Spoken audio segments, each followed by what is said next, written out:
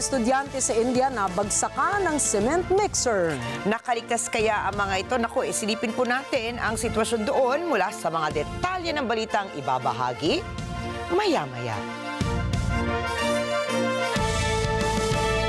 Magandang gabi. Ako po si Ricky Mathay. Ako si Nina Richie Lago Flores. Ito ang mata ng Agila International. Para naman sa mga headlines ngayong araw ng Martes. China Coast Guard muling hinarang ang barko ng Philippine Coast Guard sa isang operasyon sa West Philippine Sea. Pilipinas at Malaysia muling pinagtibay ang kanilang interparliamentary ties. Middle East, kinundena ang pahayag ni US President Donald Trump ukol sa relokasyon ng mga Palestinian refugees. Microsoft nakikipag-usap nga ba sa TikTok para sa isang deal?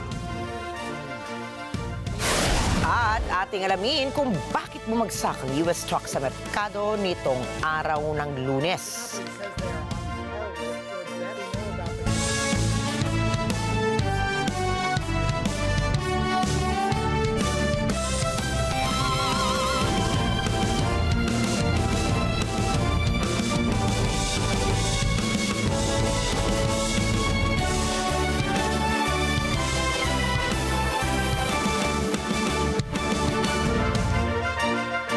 Inihayag ng Philippine Coast Guard o PCG na muling hinarang ng China Coast Guard ang kanilang mga tauhan na tutulong sana sa mga mangingisdang Pilipino na stranded sa West Philippine Sea. Unang nakatanggap na isang distress call ang PCG mula sa fishing vessel 70 nautical miles southwest ng Silangin Island, Zambales. Ayon sa PCG, isa sa mga mangingisda sa fishing vessel ang namatay sa gitna ng kanilang paglalayag. Paliwanag ni PCG spokesperson Commodore J. Tariela, sinubukan ng BRP Cabra na magsagawa ng retrieval operation, subalit pinigilan sila ng barko ng China na may bow number CCG 3304. Nakalusot pa rin ang PCG vessel pero sinundan pa rin ito ng barko ng China. Kinumpirma naman ni Tariela na narecover din ang katawan ng Pinoy na mangingisda matapos makaalpas ang PCG sa CCG vessel. Binalikan anya ng BRP Cabra ang kinaroroonan ng namatay na Pinoy at dinala pabalik sa Subic, Zambales. Matapos ang operasyon ay pumalit naman ang BRP Teresa Magbanwa para magbantay sa karagatan ng Pilipinas. Sa gitna ng mga ulat ukol sa posibleng foreign espionage sa Pilipinas ay inihain ni Senate Majority Leader Francis Tolentino ang Senate Bill No. 2951 o yan po yung tinatawag na Counter Foreign Interference Act. Layon ng panukalang batas na itong tugunan ang lumalaking alalahanin ng gobyerno sa impluwensya ng dayuhan sa proseso ng politika at pamahalaan ng Pilipinas. Ayon po kay Tolentino, ang Counter Foreign Interference Act ay dinisenyo upang parusahan ang mga individual at entities na nagbabanta sa pambansang seguridad, katatagan ng politika at soberanya ng bansa. Isa rin anyang kahayagan ito ng pangako ng pamahalaan na protektahan ang mga demokratikong proseso at pagtiyak ng pambansang seguridad ng Pilipinas. Nagkita kaninang hapon sina House Speaker Martin Romualdez at ang kanyang Malaysian counterpart sa Manila para palakasin ang parliamentary relations ng Pilipinas at ng Malaysia.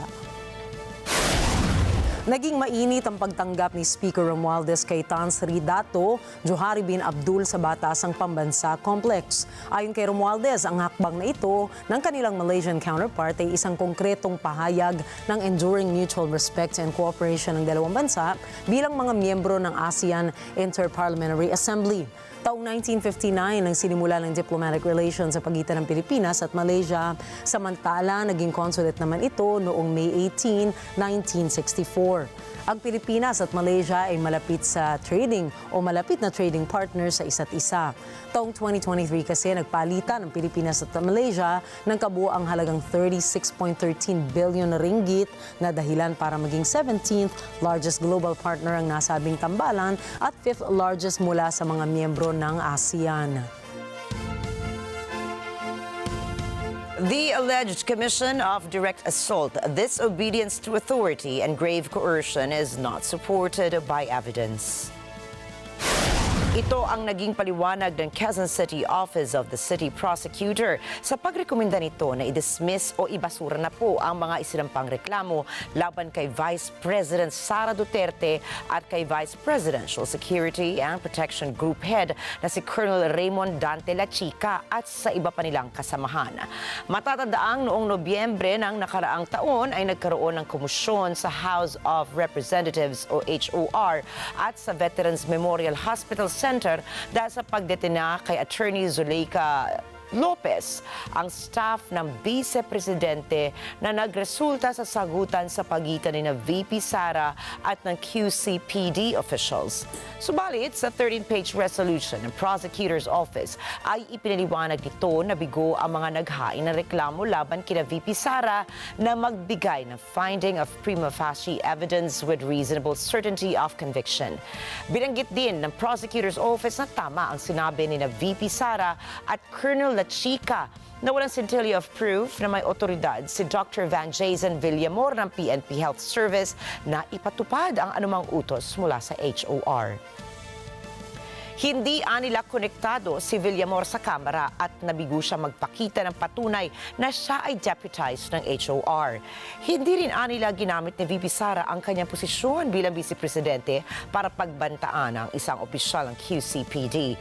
At hindi rin umatake sina VP Sara at La Chica o gumamit ng material force o seryosong tinakot o seryosong nilabanan si Villamor.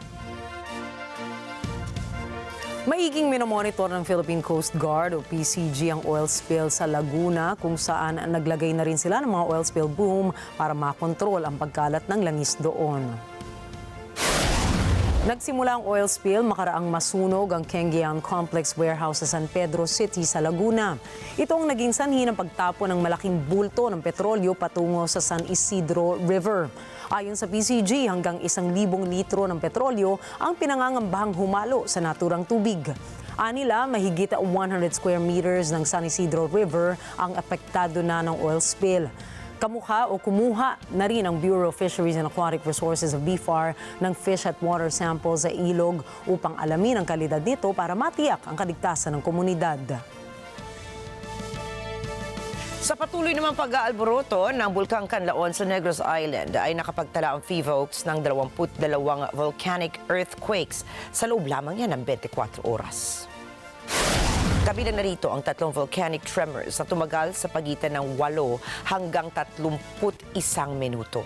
Nakapagtala rin ang ahensya ng 3 ash emissions sa bulkan na tumagal naman ng 5 hanggang 44 na minuto. Umabot naman sa 4,222 tons ng sulfur dioxide ang ibinuga ng Canlaon kung saan mayroon itong taas na 900 meters. Patuloy pa rin inflated o maga ang bunganga ng bulkan. Ipinagbabawal pa rin ang pagpasok sa 6-kilometer danger zone ng bulkan at pagpapalipad ng mga aircraft malapit sa bukana nito. Sa isang 25-page petition for certiorari and prohibition ay kinwestiyon ng ilang individual ang legalidad ng Republic Act 12116 o ang 2025 General Appropriation Act o GAA. Hiniling ng mga petitioner sa Korte Suprema na ideklarang walang bisa ang 2025 GAA dahil sa umano'y labag ito sa konstitusyon. Kinwestiyon nila ang blankong bahagi ng bicameral report ng Senado at ng House of Representatives na nagkakahalaga ng daan-daang bilyong piso. Partikular na ang pondo ng Department of Agriculture na may blanko umanong espasyo. Bukas naman ang Senado sa inihaing petisyon sa Korte Suprema. Ito anila ay isang pagkakataon upang malinawan ng taong bayan na hindi iligal ang blankong committee report. Para naman kay Executive Secretary Lucas Bersamin, kailangan niya munang basahin ang nilalaman ng petisyon at sinabi niyang ang Solicitor General na ang magbibigay ng pahayag ukol sa nasabing issue. Simbolo yan kung gaano nakainit ang politika sa ating bansa, na bawat isang bagay na lang, malaki man o maliit, ay pupunahin, dadalhin sa korte, rereklamuhan at ipepreskon. Pero bahagi yan ng sistema natin ng demokrasya sa ating bansa. Hindi yan dapat kinakatakutan. Dapat lamang naman lahat ng opisyal ng pamahalaan sumagot sa katanungan at maging accountable sa anumang ginawa o hindi nila ginawa. At sa dulo, kung hindi magkasundo, korte ang magpapasya. Samantala, kinumpirma ni Philippine Navy spokesperson for the West Philippine Sea, Rear Admiral Roy Vincent Trinidad, na ang na-recover na drone sa Calayan Island noong nakaraang taon ay maaaring gamitin sa undersea warfare. Batayan niya sa nakalap na forensics information ay naglalaman ng bathymetric data ang drone at may deliberate effort o may sadyang pagsisikap na isinasagawa ang isang foreign power para rito. Ang mga nakalap na datos ay may mga aplikasyon sa academic field, sa larangan ng komersyal at maging sa larangan ng militar.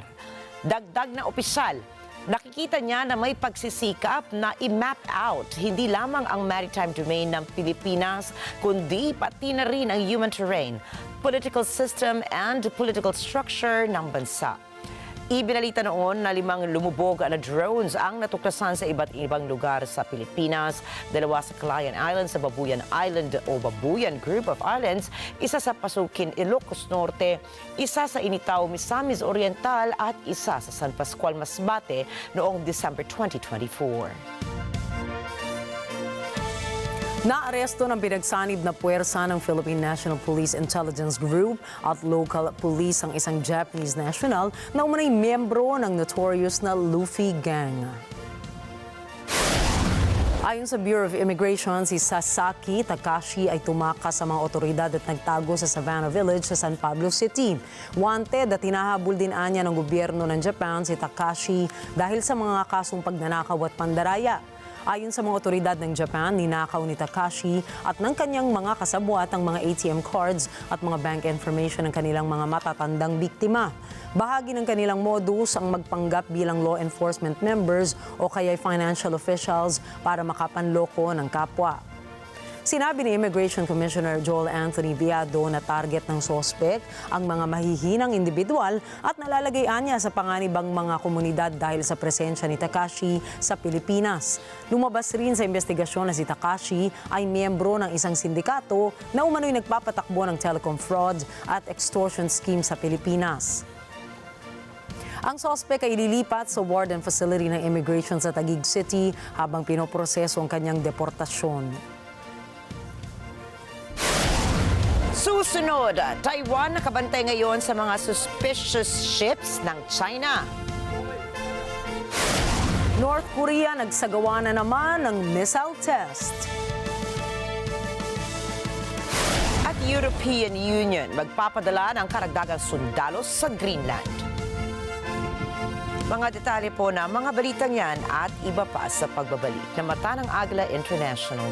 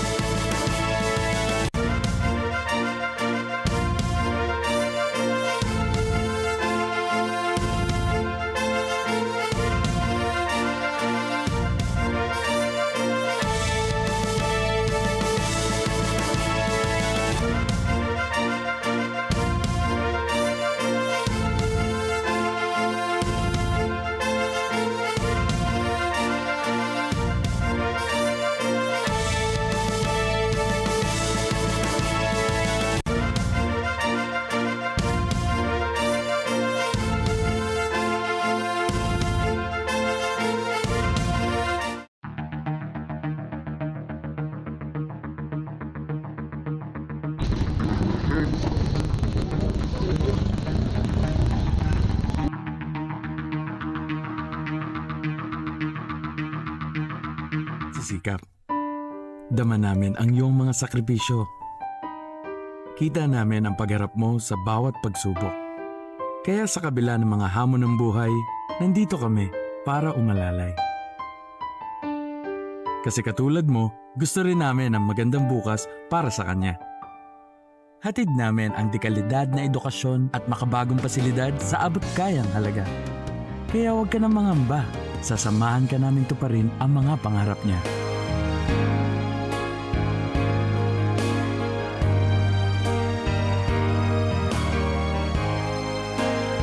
Maaasahan mong sulit dito ang mga pinagsikapan mo. Sa aming mga makabagong pasilidad at sistema ng edukasyon. Mailalabas natin ang aking talino at mga kakayahan niya. Kahit sa munting halaga, makakasiguro ka na makakasabay siya sa mabilis na pag-ikot ng mundo. Sa new era, karamay mo kami sa bawat hamon. Kaagapay mo kami sa bawat hakbang. Kasama mo kami sa bawat ngiti at tagumpay.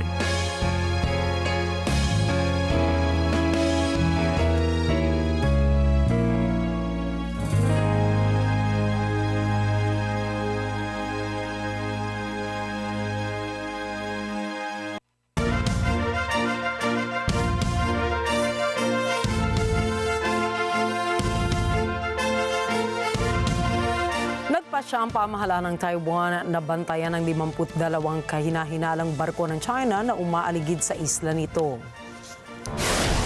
Hangad ng Taiwan Coast Guard na protektahan ang kanilang subsea telecommunications cables. Mapapadala ng radio warning ang Coast Guard ng Taiwan sa Chinese vessel na malapit sa subsea cable ng isla. Makikiusap din nila sila na umalis ang mga ito at kung hindi susunod ang barko ng China ay kanilang paaalisin ito sa kanilang teritoryo.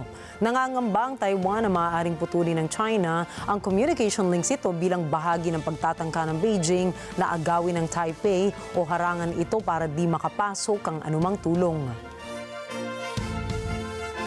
Nagsagawa ang North Korea ng strategic cruise missile test ayon po yan sa state media KCNA. Nangyari nila ito noong January 25 at mismong si North Korean leader Kim Jong-un ang nanguna pa sa missile test. Sinabi ni Kim na isang important weapon system ang pinakawala ng Pyongyang noong Sabado at ibinalita ng KCNA na kayang maglakbay ng bagong sea-to-surface missile ng North Korea sa layo 1,500 kilometers. 김성은 동지께서는 공화국 무력의 전쟁 억제 수단들은 더욱 철저히 완비되어 가고 있다고 하시면서 우리는 앞으로 보다 강력히 진화된 군사력을 바탕으로 지속적이며 영구적인 평화와 안정을 수호하기 위한 자기의 중대한 사명과 본분에 항상 책임적으로 분투할 것이라고 확언하셨습니다. Naniniwala ang ilang geopolitical analysts na magpapadala ang European Union ng puwersa nito sa Greenland, isang linggo matapos opisyal na maging Pangulo ng Estados Unidos si Donald Trump. Sinabi ng gobyerno ng Denmark na plano nitong gumastos ng halos $2 bilyong upang palakasin ang presensya nito sa Greenland. Handa rin nila ang ilang miyembro ng EU na suportahan ng Denmark laban sa umano'y balak ng US na gawing teritoryo nito ang Arctic country. Sa kasalukuyan ay may 200 American troops na nakadestino sa Pitufik Space Base na bahagi ng isang missile early warning system ng US doon. Nagsisilbi ring Space and Satellite Surveillance Command Hub ang US base sa Greenland.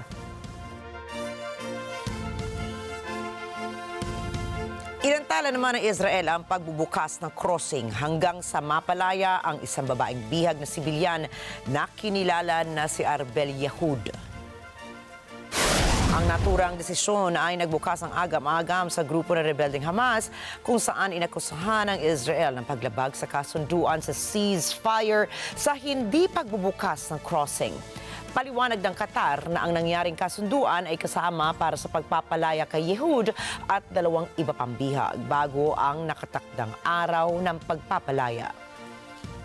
Kinumpirma ito ni Israel Prime Minister Netanyahu na ang pagpapalaya ng mga bihag kabilang ang babaeng sundalong si Agila kasama ang mga karagdagang pagpapalaya na nakaschedule bago ang pagpapalaya sa mga Palestino. Samantala po, nakatakdang palayain naman ang nasa 33 bihag ng Hamas kapalit ng pagpapalaya ng halos 2,000 mga Palestinong bilanggo mula naman yan sa Israel. Nababatid na 7 bihag na kabilang ang 4 na babaeng sundalo ang nailabas na ng Hamas. Hiniling naman ng Hamas na wakasan na ng Israel ang digmaan para sa pagpapalaya ng natitirang mga bihag habang hindi pa napag-uusapan ang ikalawang yugto ng ceasefire hinggil sa pagpapalaya naman ng mga natitirang mga hostages. Nais kasi ng Hamas na itigil ang digmaan bago palayain ang natitirang 60 hostages. Mahigit 47,000 Palestinians ang napatay sa digmaan. Karamihan po rito ay kababaihan at mga bata. Depensa ng Israel na pinatay umano ng Hamas ang nasa 17,000 na mga sibilyan dito, ngunit walang sumusuportang ebidensya ukol dito. Ang digmaan kasi ay nagdulot ng paglikas ng nasa 90% na populasyon ng Gaza na siya namang nagresulta ng malawakang pagkasira ng mga komunidad. Umani naman ang magkahalong reaksyon ang naging pahayag ni US President Donald Trump na dapat tanggapin ng Egypt at Jordan ang mga Palestino na nasa Gaza Strip. Ayon sa Palestinian presidency, hindi nila tatanggapin ang planong pagpapaalis mula sa Gaza ng mga displaced Palestinians. Ang nasabing hakbang nila ay isang paglabag sa red lines na kanilang ibinabala noon pa. Hinikayat na lamang ng Palestinian Presidency si Trump na ituloy ang kanyang ginagawang pagsuporta sa ceasefire at nang makumpleto ang pag-alis ng mga sundalo ng Israel sa Gaza. Maging si Jordanian Foreign Minister Ayman Safadi ay hindi pabor sa panukala ni Trump dahil ang pagtanggal sa Palestino sa Gaza ay tila nawawalan na ng karapatan ang mga ito. موقفنا من أن حل الدولتين هو السبيل لتحقيق السلام ثابت لا يتغير، رفضنا للتهجير ثابت لا يتغير، وهذا ليس فقط موقف ثابت راسخ لا يمكن أن تحيد عنه المملكة، ولكنه أيضا ضرورة من أجل تحقيق الأمن والاستقرار والسلام الذي نريده جميعا. نتطلع إلى العمل مع الإدارة الأمريكية القادمة. الرئيس الأمريكي دونالد ترامب كان واضحا في قوله أنه يريد تحقيق السلام في المنطقة، وفي ذلك نحن له شركاء، والسلام الذي نريده والذي تستحقه المنطقة والذي يضمن الأمن والاستقرار هو السلام الذي تقبله الشعوب والذي يلبي حقوق الشعوب والذي يلبي تحديدا حق الشعب الفلسطيني في العيش بحرية وكرامة على ترابه الوطني الفلسطيني. Maging ang Hamas ay hindi rin sang-ayon sa pahayag na ito ni Trump kung saan sinabi ni Political Bureau member Bassem Naim na hindi dapat baliwalain ang pagkasawi at pagkasira ng Gaza sa loob ng mahigit na 15 buwan ng labanan. الحقيقة هذا تصريح غريب جدا، وعلى أي حال الشعب الفلسطيني الذي دفع دمه مقابل المرابطة والثبات على أرضه لن يخرج من قطاع غزة، وسيبقى مرابطا على أرضه متمثلا بقول الشاعر: سوف نبقى هنا حتى يعود الأمل. Tanging ang pumabor lamang sa panukala ni Trump ay si Bezalel Smotrich, ang far-right leaning finance minister ng Israel, na nagsabing ito umano ay isang magandang ideya. Samantala, nagsimula ng payagan ng Israel ang mga Palestinians na magbakabalik sa northern Gaza matapos ang isang ceasefire deal sa Hamas. Ito po ay matapos tumagal ang 15 buwang digmaan laban sa Hamas. Ang alitan sa pagitan ng Hamas at Israel hinggil sa pagkakasunod-sunod ng mga bihag na pinalaya kapalit ng mga bilanggo ng Palestinians na nagbigay daan sa pagbubukas ng crossing, kung saan libo-libong Palestinians ang nadiskubre nagtatago pala sa mga tent camps at mga paaralan na ginawang silungan umano ng Hamas sa loob ng higit isang taon. Marami sa kanilang mga tahanan ang marahil ay nasira o nawasak at may mga takot na gawing permanente ng Israel ang kanilang pagpapalikas. Tinukoy ng Hamas ang pagbabalik bilang isang tagumpay at isang kabiguan para sa mga plano ng Israel na okupahin ang lugar.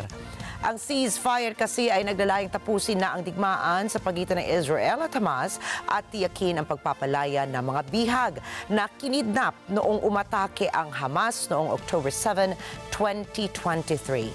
Matatandaang iniutos ng Israel ang pagpapalikas ng mga Palestino sa unang mga araw ng digmaan at ito ay isinara matapos magsimula ang mga ground troops. Ang Northern Gaza ang nakaranas ng pinakamabigat na labanan at pagkawasak sa digmaan. Binatikos na Hezbollah ang apela ng Israel na pahabain ang panahong inilaan ng ceasefire deal para sa withdrawal ng Israeli Defense Force sa southern Lebanon. Nagsimula ito nang sabihin ng Israel na lalampas sa 60 araw na nakasaad sa kasunduan ang kakailanganin ng kanilang puwersa upang tuluyang lisanin ang naturang rehiyon. Ang kanilang pangunahing dahilan sa pagkaantala, hindi pa naman daw pinal ang mga termino ng ceasefire deal noong ipatupad ang ceasefire. Binatikos naman Hezbollah Chief Naim Qassem ang naturang extension kung saan sinabi nito na mariin nilang tinatanggihan ito. لا نقبل بأي مبرر لتمديد لحظة واحدة ويوم واحد. لا نقبل بتمديد المهلة. وردتنا معلومات بأن الأمريكيين يتصلون بالمسؤولين اللبنانيين، طرحوا عليهم أنه يتمدد الاتفاق إلى 28 إشباط، يعني لا تنسحب إسرائيل إلى 28 إشباط. أجاب المسؤولون اللبنانيون بالرفض، قالوا طيب بنعملها 18 إشباط. قالوا لهم لا، قال نحن بحاجة إلى 5 مواقع تكون هي تلال مشرفة. قالوا لهم لا، ونحن متأكدين مع هذا الرئيس فخامة الرئيس جوزيف عون لا يمكن أن يعطي إسرائيل مكسبا واحدا. Sa isang pahayag naman ay sinabi ni Lebanese caretaker Prime Minister Najib Mikati na tinanggap ng Lebanon ang proposal habang dapat namang ipakita ng Tel Aviv na sila ay tapat na sumusunod sa ceasefire deal. Nanawagan din si Mikati na iwasan na ng IDF ang paglabag sa kasunduan at bawasan na ang mga insidenteng nagtatamo ng kaswalidad sa Lebanese people. Naghahanda na ang United Nations Relief and Work Agency for Palestine Refugees o UNRWA na itigil ang operasyon ito dahil sa nalalapit na Israeli ban. Alamin po natin ang mga detalye ng balita mula kay May Fanway Zaragoza. Nag-iimpake na ng kanilang mga gamit ang UNRWA sa compound nito sa occupied East Jerusalem. Ipinag-utos kasi ng Israel na lisanin na ng organisasyon ang lugar at tigilan na ang operasyon nito sa silangang Jerusalem. Pinagtibay ng parlamento noong nakaraang taon na bawalan na ang ahensya sa bansa. Gayon din ang pagbabawal sa mga otoridad ng Israel na makipag-ugnayan sa UNRWA. Sa loob ng ilang dekada, nagpatakbo ang ahensya ng mga paaralan at medical centers sa East Jerusalem, occupied West Bank at Gaza para sa libu-libong Palestinian refugees. At dahil sa ban na ito ng Israel, hindi tiyak kung sino ang magpapatakbo ng mga serbisyong ito. I mean, I wish we knew. Nobody, no international organisation, no development nor aid organisation, nor any organisation of any kind should be placed in a situation of having no idea what is going to happen to its services within a matter of days. This has been problematic since the legislation was passed, the lack of clarity on the intention for implementation. The Israeli authorities, the sponsors of the law, sort of turned it around and said, well, it's on the international community to fix the problem. It is not a problem of our own making. It is a problem of those who passed the law.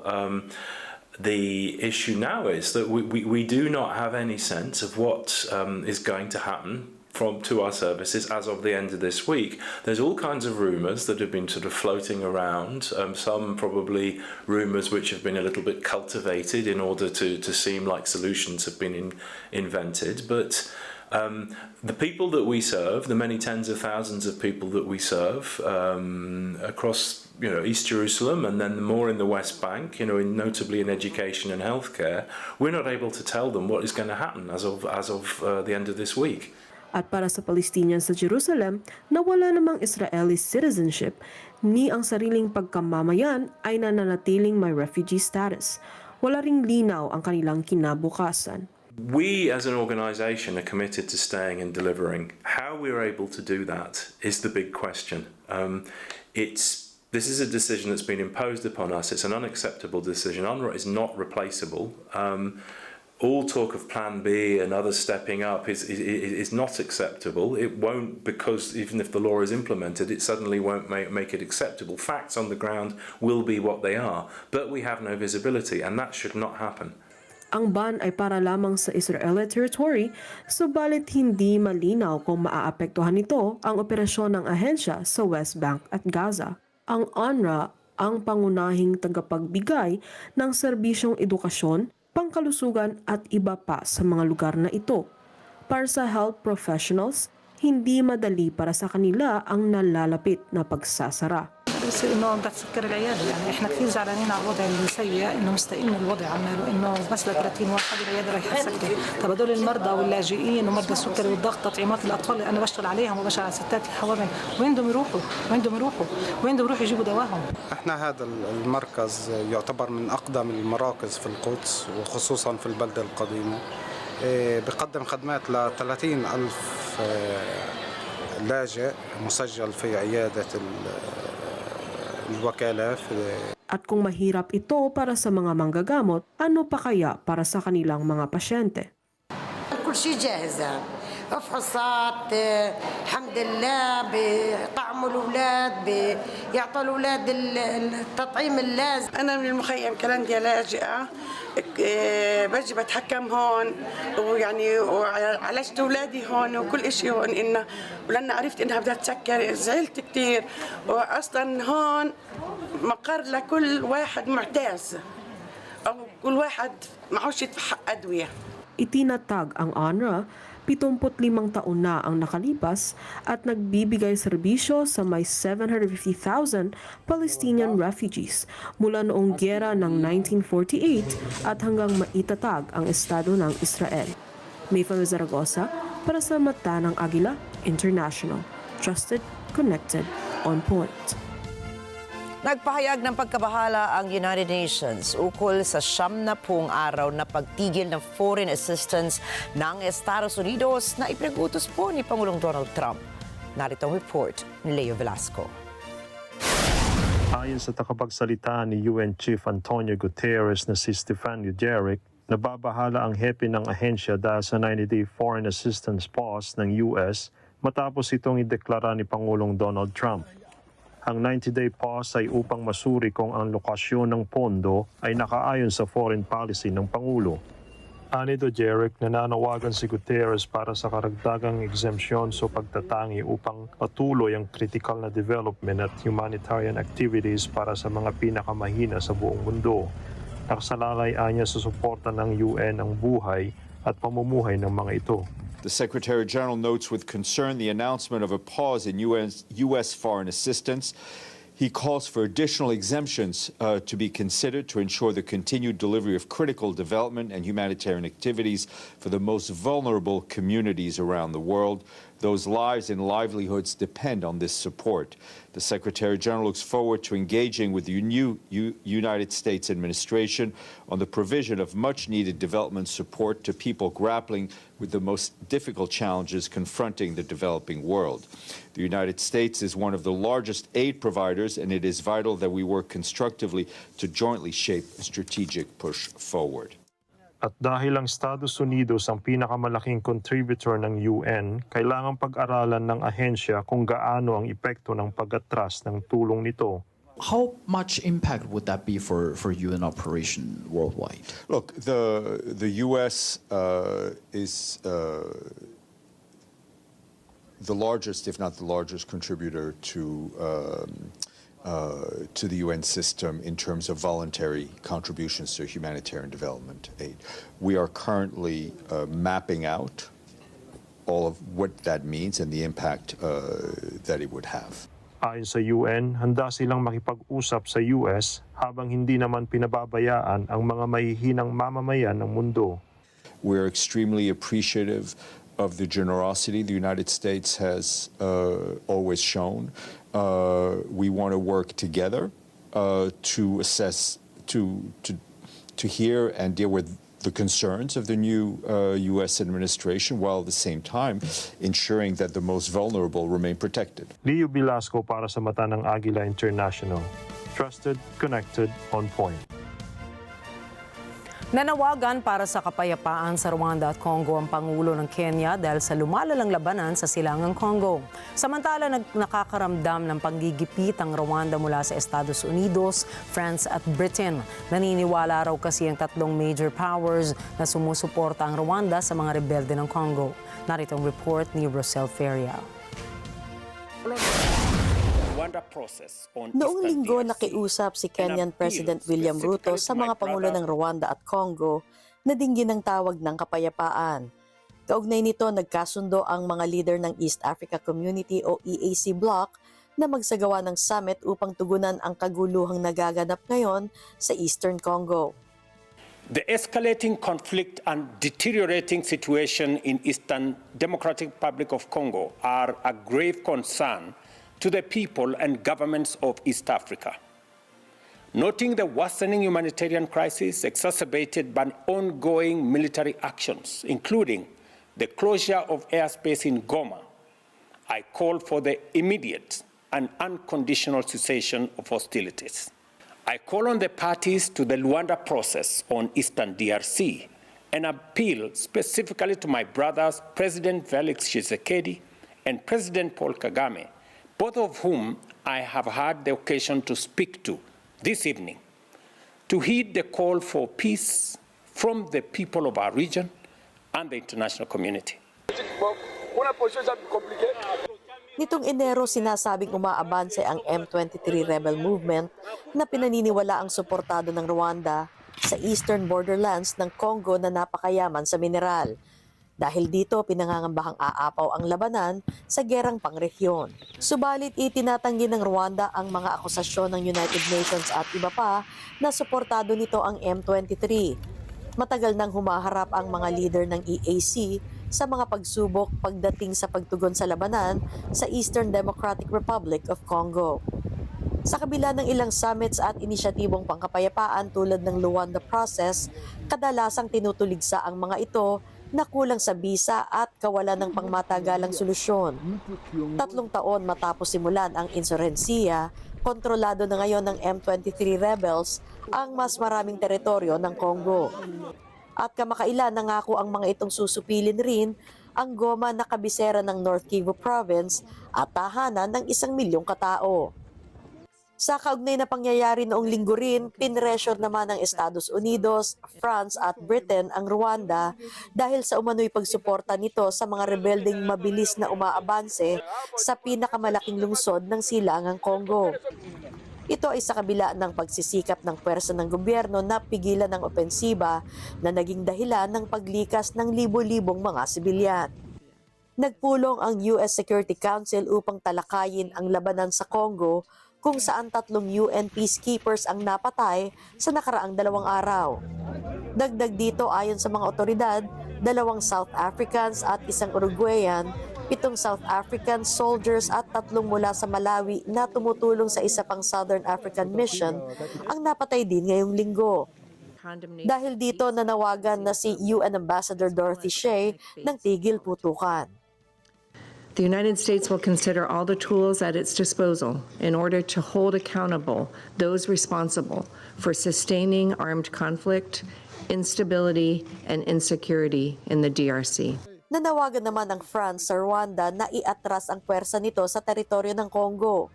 La force n'est pas une option.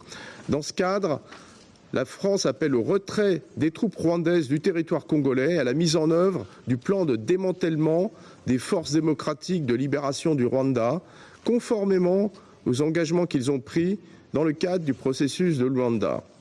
Enfin, la France exprime tout son soutien à la MONUSCO, qui joue un rôle indispensable pour la protection des civils et dont le mandat a été renouvelé à l'unanimité le 20 décembre dernier. Nous condamnons fermement les attaques menées par le M23 à son encontre, qui ont déjà conduit à la mort de plusieurs casques bleus ces derniers jours. Nous rappelons que les attaques contre les casques bleus sont susceptibles de constituer des crimes de guerre. Nous saluons le courage des soldats déployés dans le cadre de la MONUSCO et nous exprimons nos condoléances aux familles de ceux ayant fait le sacrifice ultime, ainsi qu'à l'Afrique du Sud, à l'Uruguay et au Malawi. Monsieur le Président, les réactions de la communauté internationale doivent être à la mesure des conséquences humanitaires et politiques que provoque l'offensive en cours du M23 soutenue par les forces de défense du Rwanda. La France appelle l'ensemble du Conseil de sécurité à se mobiliser et à condamner d'une même voix cette menace grave à la paix et à la sécurité régionale et internationale, comme le secrétaire général des Nations Unies l'a à nouveau fait ce matin dans des termes très clairs. Je vous remercie. Ayon sa hepe ng UN mission sa Congo na si Bintou Keita, napasok na ng M23 at ng pwersang Rwanda ang gilid-gilid ng mga lungsod. Anya, ipit na ang mga residente. Today, despite ongoing MONUSCO support to FRDC, M23 and Rwandan forces penetrated Munigi, captured in the outskirts of Goma city, causing mass panic and flight among the population. Roads are blocked and the airport can no longer be used for evacuation or humanitarian efforts. M23 has declared the airspace over Goma closed. In other words, we are trapped. I call on this council to act now to secure the civilian population, humanitarian aid workers, and all United Nations personnel. Pinutol na ng Congo ang lahat ng kaugnayang diplomatiko nito sa Rwanda sa gitna ng opensibang ito ng mga rebelde. Nababahala ang aid agencies sa epekto ng labanan sa mga sibilyan. Ayon sa mga ito, lalong pasasamain ng labanan ang pinakamasamang humanitarian crisis sa mundo. Dahil din sa eskalasyon ng karahasan, napilitan ng World Food Program na tigilan muna ang emergency operations doon. Samantala ayon sa Rwanda, ikinalulungkot nito ang sitwasyon ngayon sa Congo. Rosel Feria para sa Mata ng Agila International, Trusted, Connected, On Point. Kaugnay pa rin ng US deportation flights na tinanggihan ng Colombia. Sinabi ni US President Donald Trump na magpapataw siya ng karagdagang taripa, mga sanctions at travel bans sa Colombia. Jeff Sanidad po para sa report. Noong linggo, bilang ganti, sinabi ni Pangulong Donald Trump na papatawan niya ang Colombia ng retaliatory measures. Ito ay matapos tanggihan ng South America country ang dalawang US military aircraft na may sakay na Colombian migrants. Ani Trump, ang aksyong ito ni Colombian President Gustavo Petro ay nagsasapanganib ng national security ng US kung kaya't inutusan niya ang kanyang administrasyon ng karampatang ganti. Kabilang dito ang emergency 25% tariff sa lahat ng produkto ng Colombia papasok ng Estados Unidos.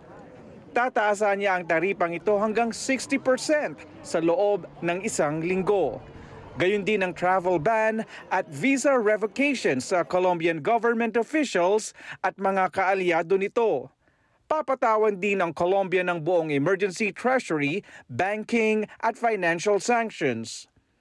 Dagdag pa ang enhanced border inspections ng Colombian nationals. Ang pagtangging ito ng Colombia sa US military deportation flights ay pangalawang kaso na sa Latin America matapos tumanggi rin ang Mexico sa kawangis na sitwasyon. Samantala, nangangamba ang Colombian sa ganting ito ng US kung kaya't tiniligsan nila ang desisyong ito ni Petro ukol sa deportation flights. Para sa kanila, dapat anyang tanggapin sa bansa ang sariling mga mamamayan nito, lalo na't idinedeport mula sa ibang bayan. Si los deportan de otro país, tienen que recibirlos acá porque este es el país de ellos.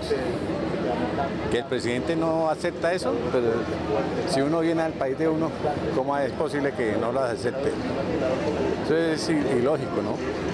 Pinangangambahan din ng mga Colombiano ang epekto nito sa pag-aangkat ng mga produkto palabas ng bansa. Nos afecta como tal porque lo que vamos a dejar es de recibir como tal toda la gente que está exportando sus mercancías, lo que va a hacer es detener completamente el comercio de nosotros como colombianos ante los Estados Unidos, o sea, nos va a perjudicar completamente. Anila, ang pagdidesisyon ng pinuno ng bansa ay dapat base sa rasyonal na pag-iisip at hindi sa init ng ulo. Pues la problemática es que el señor Petro debe pensar mejor con cabeza fría, no tanto ideológicamente, sino qué nos conviene como país. Entonces creo que toca pensar más. Samantala, sinabi ni Petro na tatanggapin ng Colombia ang mga migrante pabalik sa bansa kung nakasakay ang mga ito sa sibilyang eroplano at hindi sa US military aircraft. Ito niya ay may kaugnayan sa dignidad ng mga migrante at respeto para sa kanilang pagkatao. Jeff Sanidad para sa Mata ng Agila International. Trusted, connected, on point. Aabot sa halos 1,000 mga immigrant na ang inaresto mula nang umupo sa pwesto si US President Donald Trump. Ang mga naarestong 756 may bahagi ng immigration crackdown ni Trump na kanyang ipinangako noong siya'y tumatakbo pa lamang bilang presidente. Ang kanyang pinalitan na si US President Joe Biden ay aabot sa 311 mga immigrants ang pinadeport na karamihan ay nakagawa ng krimen. Ngayon, sa ilalim ng administrasyon ni Trump, ay iniatas niya ang migrant quotas na 1,200 hanggang 1,500 katao kada araw. Nilusob naman ang Immigration and Customs Enforcement o ICE ang sanctuary city sa Chicago, ganun din sa mga lugar sa Miami at sa New Jersey. Tiniyak naman ni Trump na mas paiigtingin pa nila ang gagawing pag-deport sa mga illegal na mga imigrante. Susunod, TikTok bibilhin nga ba ng Microsoft? Ano nga ba itong DeepSeek AI na pinagkakaguluhan ngayon ng tech world?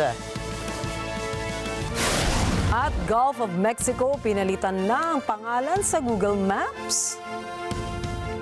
Nako, detalye po ng mga balitang yan sa pagbabalik pa rin ng Mata ng Agila International.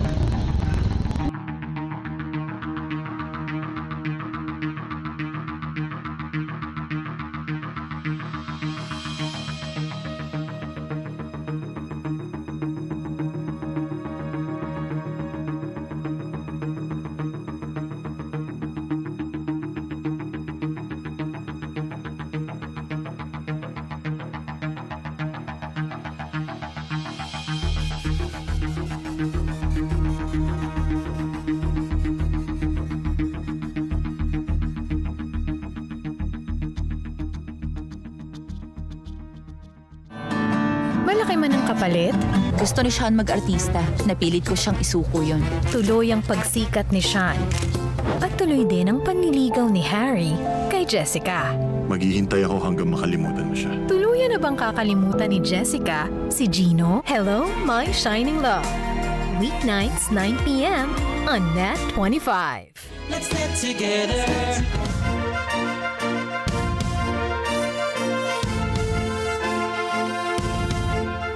Tumaob at lumubog ang isang tourist boat sa Chile kung saan nasawi po rito ang 6 na katao. Ayon sa lokal na ulat, may 27 katao ang nakaligtas matapos silang lumutang-lutang sa dagat.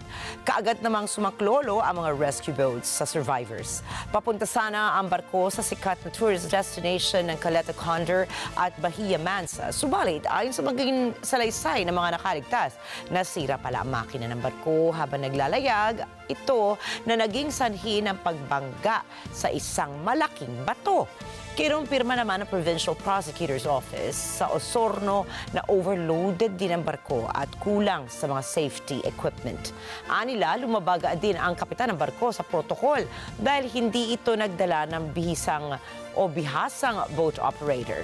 Posible rin na maharap ang kapitan ng barko sa salang manslaughter.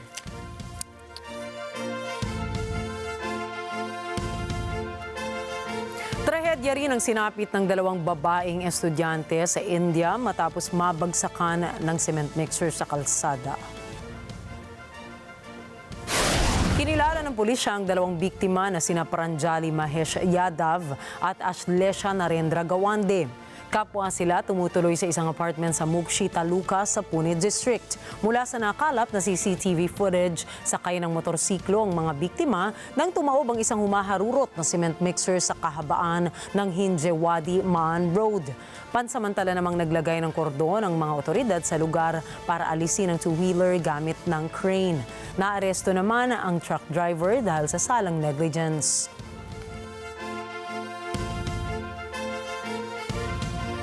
Nasa kalunos-lunos na kalagayan ng dinatnan ng mga tao ang isang babaeng nahulog sa isang bukas na manhole habang kasama ang kanyang sanggol na anak. Ayon sa lokal na ulat, busy ang nanay sa kanyang kausap sa kanyang cellphone. Kaya hindi niya namalayan ang bukas na manhole sa daan. Nako nang nahulog po ang babae sa butas ay kaagad na sumaklolo naman ang mga taong nasa paligid. Naiangat naman ng ligtas ang mag-ina at dinala sa pagamutan para sa medikal na atensyon. Umani naman ng kabi-kabilang opinyon online ang naging karanasan ng babae. May iba, dumidepensa sa babae na nagsasabing bakit iniwang bukas sa manhole, habang ang iba naman ay sinisisi ang biktima sa pagiging irresponsable nito.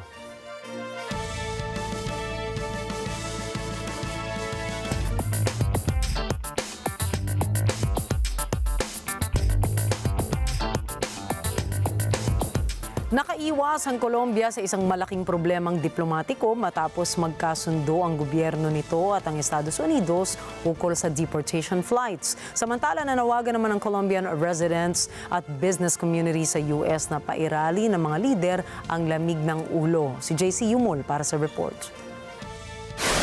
Isang araw matapos tanggihan ni Colombian President Gustavo Petro ang dalawang US military aircraft na lula ng mga migranteng ibinabalik ng US sa kanyang bansa. Nakaiwas ito sa isang pagsubok diplomatiko ng makipagkasundo sa Estados Unidos. Samantala, umapila naman ang Colombian business community na panaigin ang lamig ng ulo. Ayon kay Bruce McMaster ng Colombian Business Association, nakababahala ang mga pangyayari. Muy preocupante de la forma como el presidente abordó el problema porque no fue consciente de todas las consecuencias que tenía para un país como nuestro eventualmente meternos en una guerra comercial con los Estados Unidos.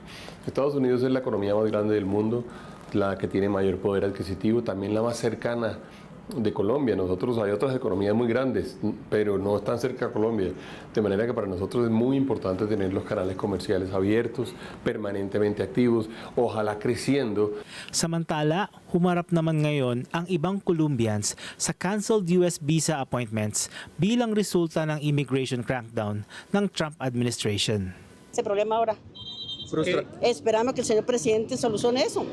La verdad fue mucha frustración, decepción, rabia, porque es que yo entiendo, o sea, lo que puedo entender de la pelea de los dos gobiernos, pues solucionenlo entre ellos, pero es que el pueblo se ve afectado. Nagbanta si Pangulong Donald Trump ng karagdagang taripa at sanctions sa Colombia dahil sa pagtanggi nito sa deportation flights. Subalit sa isang pahayag Linggo ng gabi, sinabi nitong pumayag na ang Colombia na tanggapin pabalikin ang mga migrante. Ayon kay Colombian Foreign Minister Luis Gilberto Murillo, hanggang magsakay ng deportees ang presidential plane ng bansa. Kasama sa banta ni Trump ang 25% tariff sa lahat ng Colombian goods na tataas pa sa 50% sa loob ng isang linggo.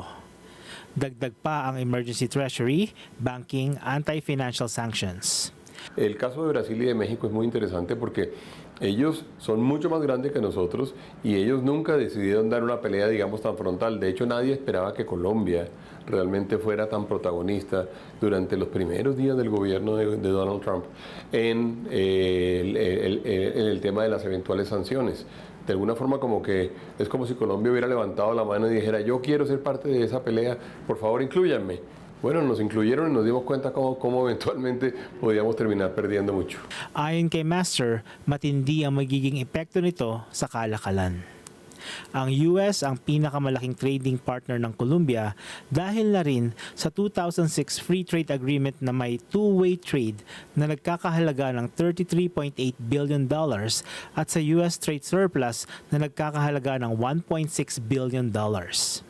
JC Yumul para sa Mata ng Agila International, Trusted, Connected, On Point.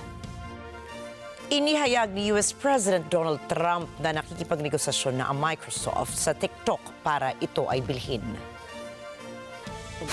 Kaugnay pa rin ito, kinakaharap na dilema ng TikTok na kung ipagbibili ito ng parent company na ByteDance sa ibang kumpanya o mababan na ito. Wala namang inilabas sa komento ang Microsoft at ByteDance hinggil sa nasabing issue. Una na rin sinabi ni Trump na posibleng maging buyer ng TikTok ang tech giant na Oracle, gayon din si US billionaire Frank McCourt.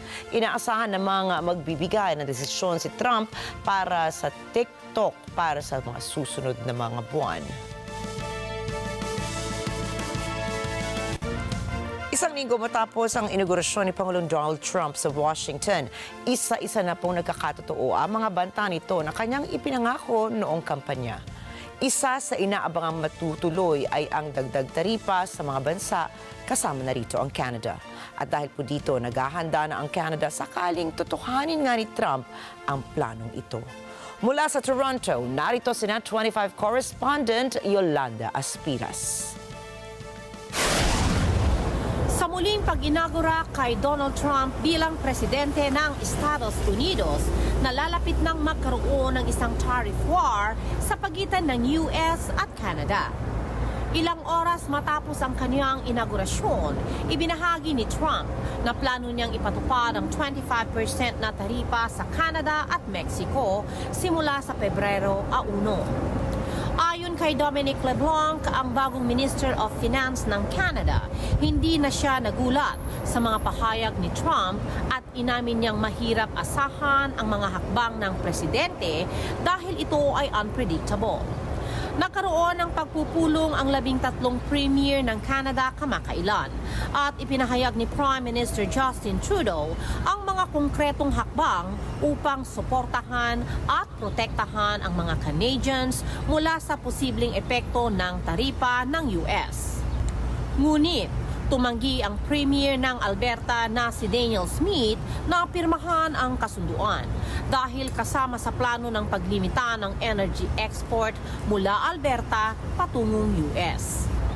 Sinabi rin ni Justin Trudeau na walang nais makakita ng mga taripa ng US sa mga kalakal ng Canada.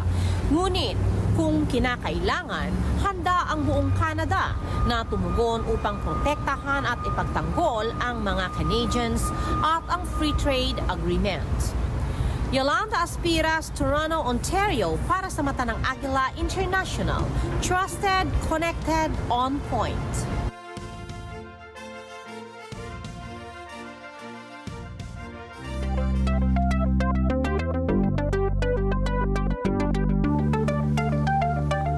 Nitong Lunes, bumagsak ang US stocks at nalugi naman ang halos $600 billion in market value ang chipmaker na Nvidia dahil sa kasikatan ng isang Chinese startup.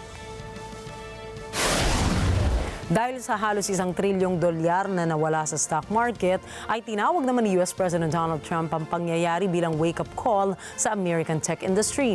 Anya, dapat maging laser-focused ang mga US tech firms, lalo na para manalo sa AI race. Kilala sa kumpanya sa tawag na DeepSeek at inilalako nito ang kanilang artificial intelligence o AI model na R1. Git ng DeepSeek, naniniwala silang tatapat ang kanilang R1 model sa kung anong meron ng OpenAI at Meta. Higit pa rito ay sinasabing mas mura ang mga models ng DeepSeek ng 20 hanggang 50 times kaysa sa model ng OpenAI. Ngayon kasi libre ang software na ito sa Apple App Store sa Estados Unidos. Pero sa gitna ng kanilang kasikatan ay tinamaan ng cyber attack ang website ng DeepSeek, pero kinalaunan ay naisaayos ito ng mga programmers. Taong 2023 nang nailunsad ang DeepSeek kung saan nagsimula ito sa pagde-develop ng mga open source o libreng large language models. Inihayag ng Google na papalitan ito ang pangalan ng Gulf of Mexico bilang Gulf of America sa Google Maps sa oras na ma-update ang US Geographic Name System. Ayon sa kumpanya, magiging available ito sa mga US users ng Google Maps. Subalit, mananatili itong Gulf of Mexico sa Mexican users. Samantala, dalawang pangalan na makikita ng ibang users ng Google Maps. Sinabi ng Interior Department ng Trump administration na official na nitong pinalitan ang pangalan ng Gulf of Mexico, gayon din ang pangalan ng Alaskan Peak na Denali, ang tallest mountain ng North America bilang Mount McKinley.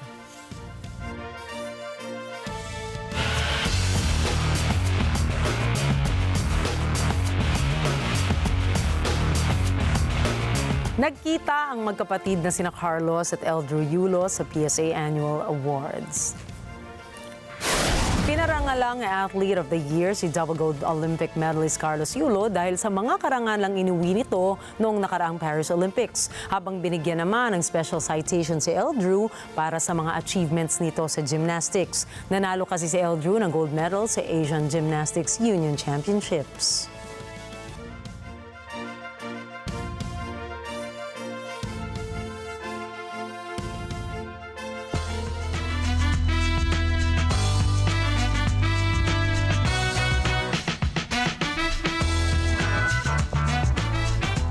Sa concert naman ng P-pop idol group na Bini sa Philippine Arena ay masisilayan na ng blooms ang stage debut ng Blink Twice. Ang nasabing bagong international song ng Bini ay ilalabas na sa February 13, 9 p.m. 2 araw bago ang Manila leg ng kanilang Biniverse World Tour. Itong Sabado, January 25, ay nilabas na ang cover art ng Blink Twice kung saan makikita ang mga mata ng 8 miyembro ng grupo na sina Sheena, Joanna, Colette, Mika, Maloy, Gwen, Aya at Stacy. Umabot kaagad sa milyones ang views at engagements ng cover art reveal ng Bini sa kanilang official social media accounts. At narito po kami para maghatid ng balita saan mang dako ng mundo. Magandang gabi po. Ako po muli si Ricky Matay. Ako si Nina Richie Alago Flores. Ito po ang Mata ng Agila International. Para naman sa iba pa pong mga balitang nanggaling din sa iba't ibang panig ng mundo, punta tayo kay Alma Angeles para sa Mata ng Agila World News. Take it away, Alma.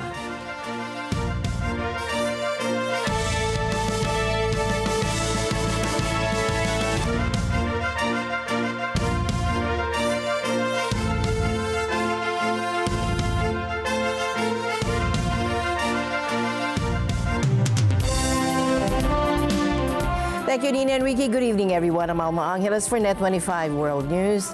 On tonight's headlines, could a Chinese AI breakthrough be the wake-up call U.S. tech needs? Now, that's what President Donald Trump seems to think. Now, he said the rise of China's DeepSeek AI should be seen as a spark to push American companies to innovate even harder.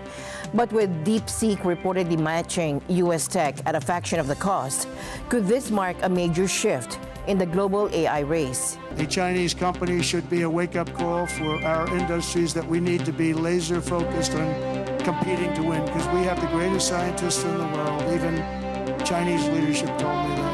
U.S. Immigration and Customs Enforcement, or ICE officers, along with federal agents from the ATF, DEA, or DEA, and U.S. Marshals Service conducted arrests in Chicago.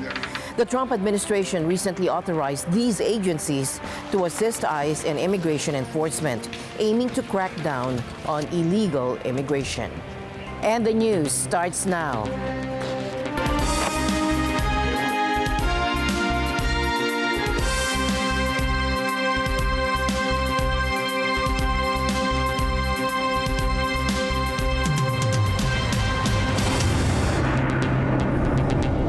Chinese AI breakthrough be the wake-up call U.S. tech needs?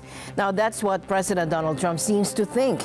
Now, he said the rise of China's DeepSeek AI should be seen as a spark to push American companies to innovate even harder. But with DeepSeek reportedly matching U.S. tech at a fraction of the cost, could this mark a major shift in the global AI race? Take a look. Donald Trump says news of Chinese AI system DeepSeek should be seen as a positive. The US president said it should just spur American tech firms to do better. The release of DeepSeek AI from a Chinese company should be a wake-up call for our industries that we need to be laser focused on competing to win, because we have the greatest scientists in the world. Even Chinese leadership told me that. Trump was speaking in Miami on Monday after news about DeepSeek sparked a global stock sell-off. Traders dumped big tech names following reports that the Chinese system could match or beat US rivals at a fraction of the cost. That raised questions over whether future demand for chips and data centers would be as huge as expected, making Nvidia the day's big loser. The AI chipmaker saw $593 billion wiped off its market value, a record one-day loss for any Wall Street stock. The losses continued in Asia on Tuesday, with Japan's Nikkei index down around 1% in early trades. Chip gear maker Advantest, a major supplier to Nvidia, was the morning's big loser, falling around 10%. Trump said it was unusual to see US firms beaten on tech, but said industry and investors should welcome the prospect of lower costs. I would say that's a positive. That could be very much a positive development. So instead of spending billions and billions, you'll spend less and you'll come up with, hopefully, the same solution. Little is known about the startup behind DeepSeek, but researchers claim it was developed for less than $6 million, a tiny fraction of the billions being spent on AI by US firms. Yeah, so DeepSeek is just another one of these artificial intelligence companies, and it was really trying to compete with some of the big players in the US, like ChatGPT. So you have OpenAI and their different models. You have Google with Gemini. You have Meta with Llama. And really, DeepSeek is a Chinese startup firm that is trying to compete in that space. This really goes to show that necessity is the mother of invention, as the old saying goes. Is they don't necessarily have the tens of billions of dollars that some of these companies in the US have, and they wanted to compete. They had perhaps a better algorithm, a better idea about how to train the models, and then also how to execute on it for answering people's questions.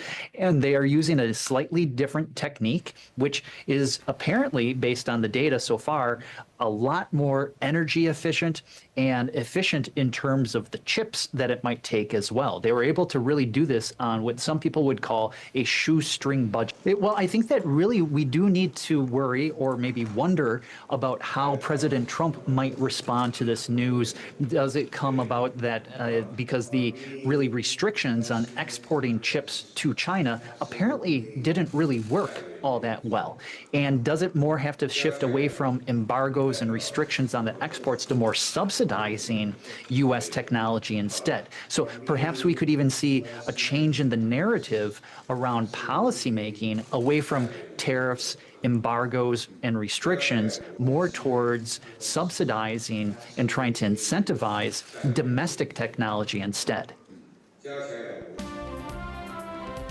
Now, Chinese startup DeepSeek announced that it's temporarily pausing new signups following a cyber attack.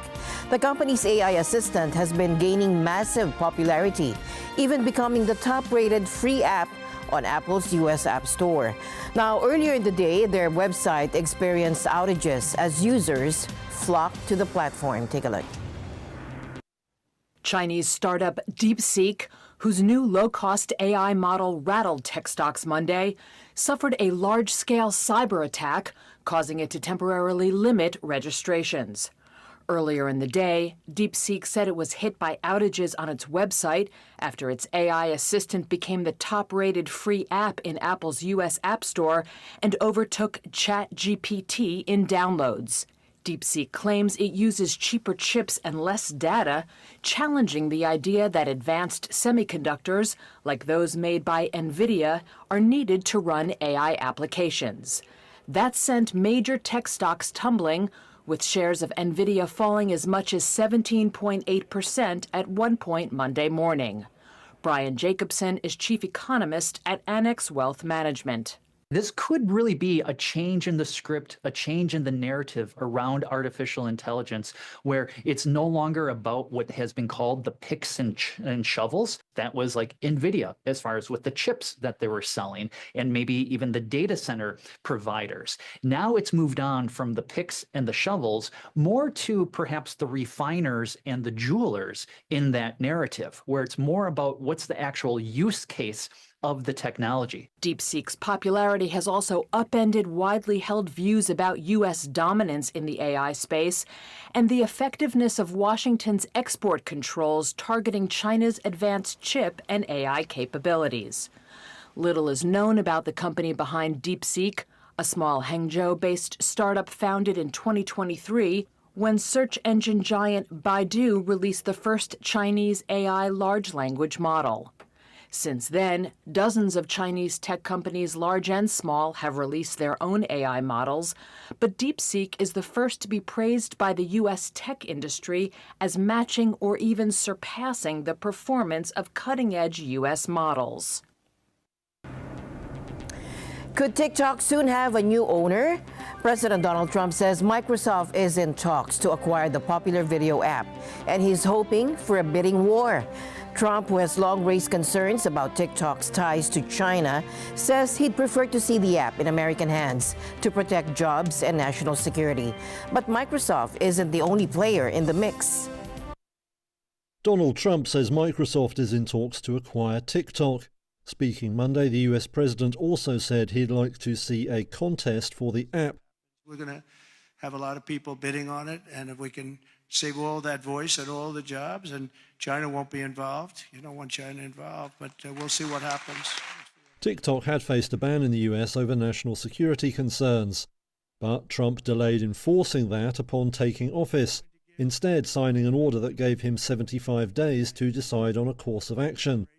Neither Microsoft nor TikTok owner ByteDance would comment on the latest reports, but it's just one of numerous options in play. Last week, Trump said he'd be happy to see the app sold to Tesla boss Elon Musk. Reports this week suggest US tech giant Oracle is another possible buyer.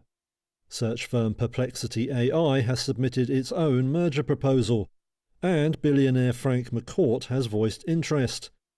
Trump has said he's in talks with multiple serious players and hopes to make a decision in 30 days. Microsoft may be feeling some déjà vu.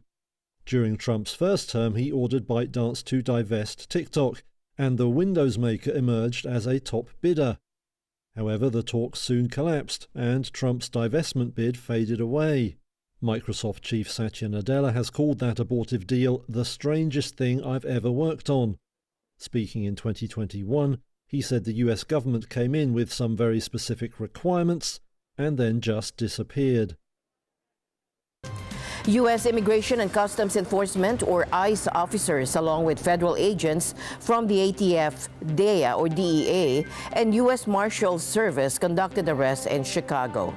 The Trump administration recently authorized these agencies to assist ICE in immigration enforcement, aiming to crack down on illegal immigration. A Justice Department official confirmed that the first arrest in Chicago involved an immigrant living illegally in the U.S. who had killed a 19-year-old woman while driving under the influence. ICE described the operation as enhanced targeted operations aimed at public safety but provided no further details. The arrests are part of a broader push by the Trump administration to ramp up immigration enforcement. ICE made 538 arrests nationwide, up from daily averages of 311 in fiscal year 2024 and 467 in fiscal year 2023. According to White House spokesman Caroline Leavitt. In Atlanta, the Latin American Association, or LAA, is helping immigrant communities navigate the heightened enforcement. CEO Santiago Marquez said that many undocumented people are feeling scared and anxious. The LAA has been sharing Know Your Rights resources since December, advising families on how to prepare for potential deportation. We started back in December disseminating factual information, right? We started giving out information on Know Your Rights, really trying to get the community that might be impacted. If the parents are undocumented, they have kids or American citizens, to really start thinking about who would take custody of your kids if you got deported, what could happen to your assets, so really start trying to be proactive. You don't have to open the door, for example, if they don't have a warrant, right? And there's certain things you don't have to necessarily say. You have the right to remain silent. You don't. So it's there's no way that we would tell anybody to impede with ICE or to stop them from doing their job. I mean, that's not what we're saying. But what we're saying is, if you get caught, in the middle of a situation, at least you know what you can and what you need to do and what you don't have to do. Meanwhile, DACA recipients like Sarai Marquez, a New York restaurant owner, are also feeling the pressure. At a news conference, she said, I am a DACA recipient. I have a small business in Staten Island, New York. And the reason why I stand here in front of you all today is because I'm here representing my family, my employees, and my community. Currently, we're scared. We are facing a moment where we feel as though we're not safe. We don't know what's going to happen. There's panic, there's chaos. My business, we've been operating for 5 years. My lease is up. I had to have a conversation with my landlord and tell him, hey, I don't know what's going to happen. I don't know how long I can renew this lease for because I don't know what the future awaits. The Trump administration has terminated programs like one allowing migrants in Mexico to schedule asylum appointments at legal border crossings, and another permitting Cubans, Haitians, Nicaraguans, and Venezuelans with U.S. sponsors to enter by air. It has also invoked an obscure immigration statute to deputize state and local law enforcement to detain immigrants. Immigrant advocates are urging communities to stay informed. Murad Awaide, president of New York Immigration Coalition, reminded this to migrants. The lawsuits have started. The fights are going to continue. And we have an enormous amount of work ahead of us. But the most important thing I want our communities to know across New York is that they have rights. And they can visit our website, nyic.org/KYR, and learn what their rights are. They don't have to open up the door. They can ask through the door, is there a judicial warrant? They have the right to remain silent if they are approached by ICE or any agency asking them any questions in the street. This is a moment where we all have to come together as New Yorkers to fight for our families, to fight for our communities, and ensure that we continue to allow our people to thrive here in the state of New York. As the administration continues its crackdown, including using U.S. military aircraft for deportation flights, uncertainty looms for many. I try to tell my family, my staff, everyone, hey, everything will be fine, but how can I say that when I myself don't know if everything's going to be fine? U.S. President Donald Trump and Indian Prime Minister Narendra Modi had a lot to talk about during a phone call. The White House says the two leaders discussed strengthening ties between their countries, especially when it comes to trade and security. Trump reportedly urged India to buy more American-made security equipment and work towards a fairer trading relationship. The two also touched on immigration, and it sounds like Modi could be making a trip to the U.S. as early as February. This call comes after some tensions between the two leaders. During his re-election campaign, Trump called India a very big abuser on trade and even threatened tariffs on the BRICS group of nations, which includes India, if they didn't meet his demands. But despite Despite those past frictions, the White House called the conversation productive, with both leaders discussing expanding cooperation on issues like security in the Indo-Pacific, the Middle East, and Europe. India remains a key strategic partner for the U.S., especially in countering China's influence. And Modi seems keen to keep things friendly, calling Trump a dear friend in a social media post and vowing to build a mutually beneficial partnership. With a two-way trade between the U.S. and India topping $118 billion last year, it's clear there's a lot at stake for both sides. An overnight Russian air attack injured 4 people, set a private business on fire, and damaged several houses in Kharkiv, a city that has been under intermittent Russian fire since the start of the war, according to Ukrainian officials today. A 62-year-old woman was hospitalized and a 66-year-old man was injured when debris from a destroyed Russian drone fell, damaging several houses in the Kharkiv districts that includes and surrounds the city of Kharkiv, according to the regional governor. Emergency services were called soon after midnight to a private business that caught fire in Kharkiv as a result of a Russian drone attack. That, according to Mayor Imor Terekov on his Telegram messaging app. Ukraine State Emergency Service said the fire engulfed production facilities. 2 people suffered acute stress reactions, including a child. That, according to the emergency service. The attack damaged a gas pipeline, which the enterprise used for its production. As a result, a massive fire broke out. Before the gas was turned off, the fire grew to the scale we're seeing now. There was no immediate comment from Russia. Both sides deny targeting civilians in the nearly 3-year war that Russia started with a full-scale invasion on Ukraine in February 2022. Thousands in Bukavu, Eastern Democratic Republic of Congo, take to the streets against Rwanda as M23 rebels occupied nearby Goma. Philip Toledo reports. As gunfire rang out throughout the day, thousands of anti-Rwanda demonstrators rally in eastern Congo's Bukavu city. The demonstration comes as Congolese soldiers and civilians fled into Rwanda. Civil society leaders in Bukavu warn of a worsening humanitarian crisis as fighting displaced thousands. Civil society is disappointed that the Unsecurity Council's extraordinary meeting, held this Sunday, January 26, 2025, did not result in a binding resolution. Despite calls for a ceasefire and the immediate withdrawal of Rwandan troops from Congolese soil, the troops continue to advance. The humanitarian situation is catastrophic and concerning as thousands of displaced people fleeing the conflict are facing an unprecedented crisis.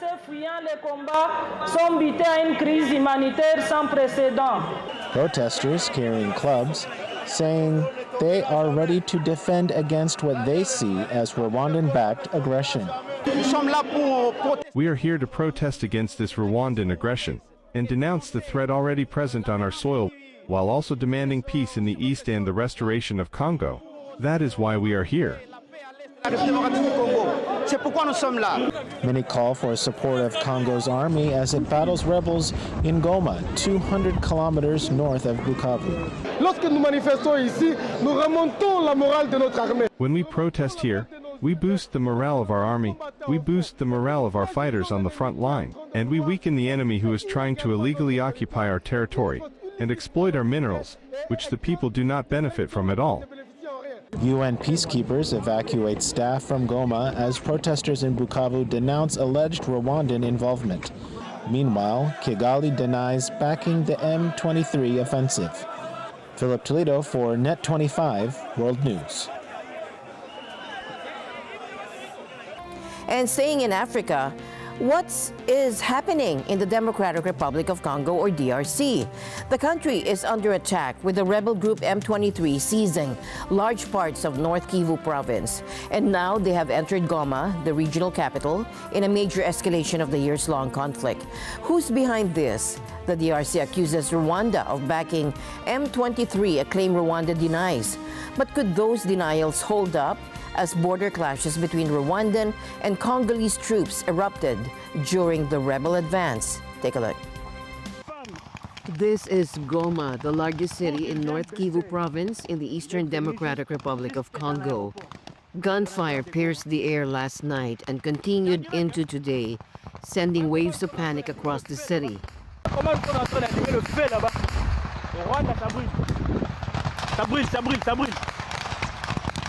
Rwanda is burning. It's burning, it's burning, it's burning. We are determined today to save our country. So the enemy is nothing. We are going to liberate the Republic today.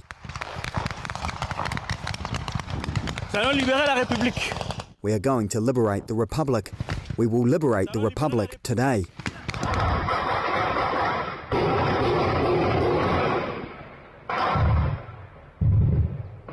Thousands of residents have fled Goma, clutching whatever they could carry. And for many, this isn't the first time they've been forced to leave their homes before. Goma, home to about 2 million people, already shelters nearly 1 million displaced by earlier M23 offensives. Now, with a rebel group claiming control of the city, fear is growing. I have indeed fled, but I cannot say that the enemy is already in my village. The Congolese army is still present in Mukwija. We fled as a precaution, because we know that when the enemy arrives in our village, they will forcibly recruit many young people into their movement. M23 has been active for over a decade, but in 2022 the group intensified its attacks, seizing large parts of North Kivu. The DRC government has struggled to stop their advance, and now reports from Goma suggest Congolese troops are surrendering while M23 fighters parade captured security forces. The DRC government has struggled to stop their advance, and now reports from Goma suggest Congolese troops are surrendering while M23 fighters parade captured security forces and prisoners through the streets. The DRC is calling this a declaration of war, not just by the M23 rebels, but by Rwanda, whom they accuse of supporting the group. The signs are unmistakable. Rwanda is preparing to orchestrate a carnage in broad daylight with the brutality that would cause the darkest pages of our history. It is imperative that these combats cease immediately. Each hour that passes brings our region closer to a tragedy of an unimaginable scale. We refuse to see repetition of a nightmare of 1996. This dark page in African history that we have thought had turned to date. The victims are not only Congolese. This attack is aimed at Africa as a whole. The DRC has long accused Rwanda of aiding the M23, and while Kigali denies the allegations, many Western nations, including the US, UK, and France, support Kinshasa's claims. They are demanding an immediate halt to the violence and urging Rwandan President Paul Kagame to engage in dialogue with the DRC. Meanwhile, neighboring African nations are also pushing for peace. The escalating conflict and deteriorating situation in Eastern Democratic Republic of Congo are a grave concern to the people and governments of East Africa. The situation in Goma remains tense, with fears it could spiral into an all-out war. The next few days will be critical for the DRC and the region. And the news continues here on NET25. We'll be right back.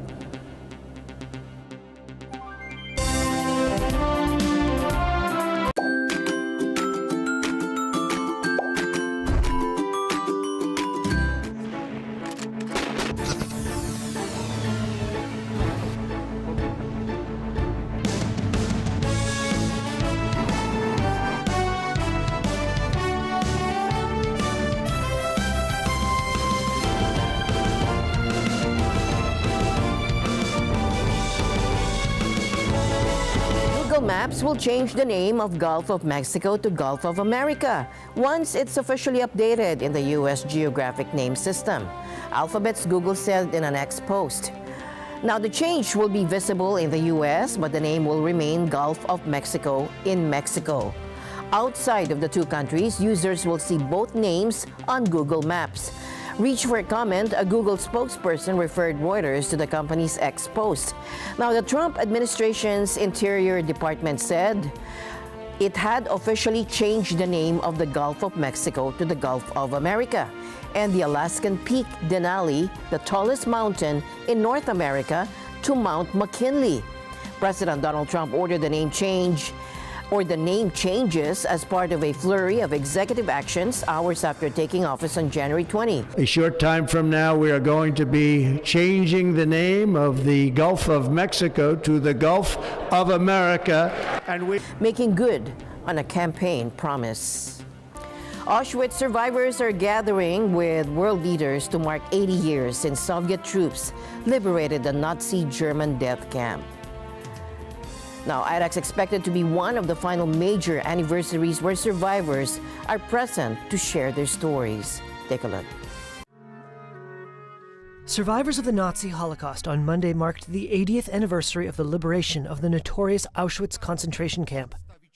The ceremony was held at the site established in Poland by occupying German forces, first as a forced labor camp and then as a key part of the Nazi machinery devoted to exterminating European Jews.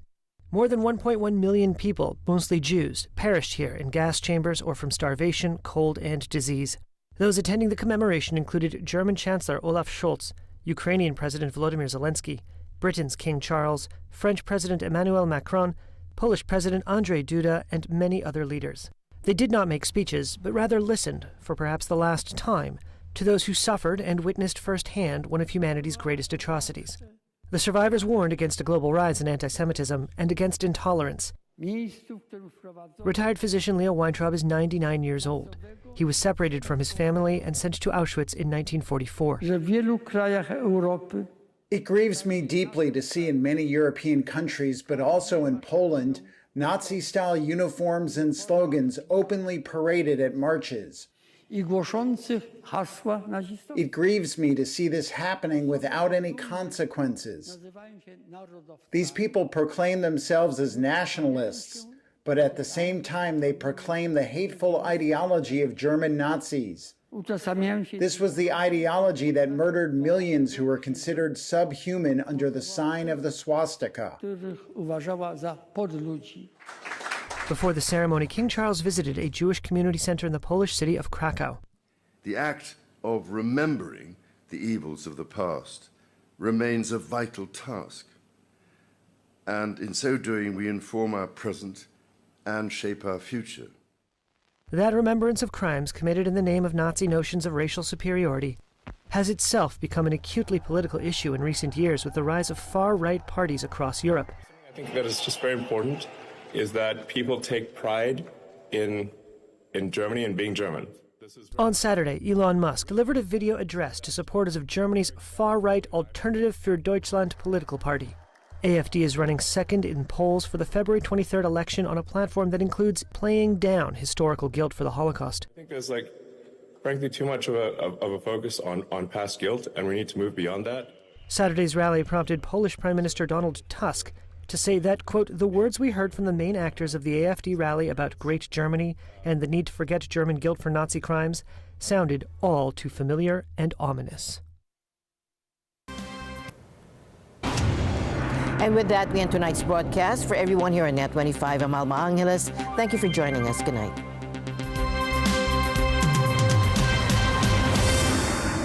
This program